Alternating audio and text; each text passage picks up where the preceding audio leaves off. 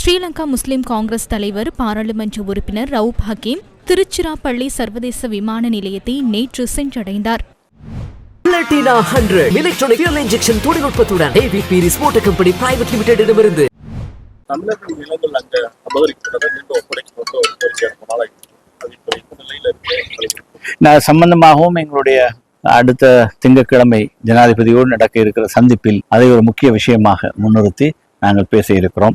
தமிழ் பேசும் மக்கள் வாழுகின்ற எல்லா பிரதேசங்களிலும் யுத்த காலத்தில் இராணுவமும் அரசு படைகளும் கையகப்படுத்திய தனியார் காணிகள் மிக விரைவில் விடுவிக்கப்படும் என்று அரசாங்கங்கள் மாறி மாறி சொல்லி வந்திருக்கின்றன. இந்த நிலையில் அது சம்பந்தமான இன்னும் நிலுவையில் இருக்கின்ற விஷயங்களை வலியுறுத்தி நாங்கள் பேச இருக்கிறோம்.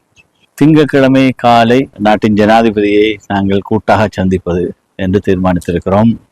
அன்றைய தினமே பாராளுமன்றத்தின் எதிர்க்கட்சி தலைவரையும் சந்திப்பதற்கான ஒரு முயற்சியையும் செய்வதாக தீர்மானித்திருக்கிறோம். இப்படி படிப்படியாக நாங்கள் கூட்டாக சந்திப்புகளை நடத்துவது என்ற தீர்மானம் இருக்கிறது. நாட்டிற்கு விஜயம் செய்ய உள்ள இந்திய வெளியுறவு செயலாளர் விக்ரம் மிஸ்ரியின் கவனத்திற்கு பிற்போடப்பட்டு வரும் மாகாண சபை தேர்தல்கள் தொடர்பில் கொண்டுவரவுள்ளதாகவும் அவர் குறிப்பிட்டார். இலங்கை வர இருக்கிற இந்தியாவின் வெளியுறவு செயலாளர் அவரையும் சந்திப்பதற்கு எங்களுக்கு மத்தியில் ஒரு உடன்பாடு நாங்கள் கண்டிருக்கிறோம். சந்திப்பதற்கான ஒரு நோக்கம் இருக்கிறது.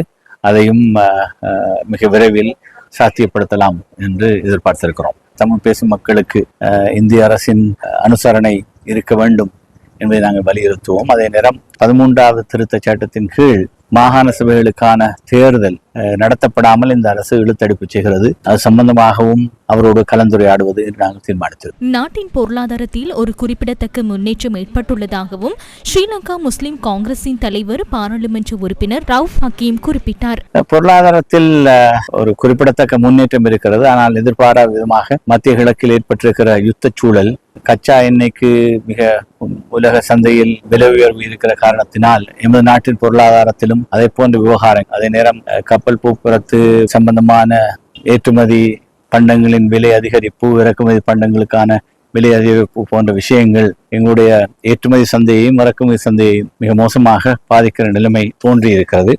இது ஏற்கனவே இருக்கிற எங்களுடைய பொருளாதார நெருக்கடிக்கு மத்தியில் நாங்கள் அதை மீண்டு வருகின்ற ஒரு சந்தர்ப்பத்தில் இப்படியான எதிர்பாராத ஒரு பிரச்சினை எங்களுடைய பொருளாதாரத்திலும் பாரிய தாக்கம் செலுத்துகிறது.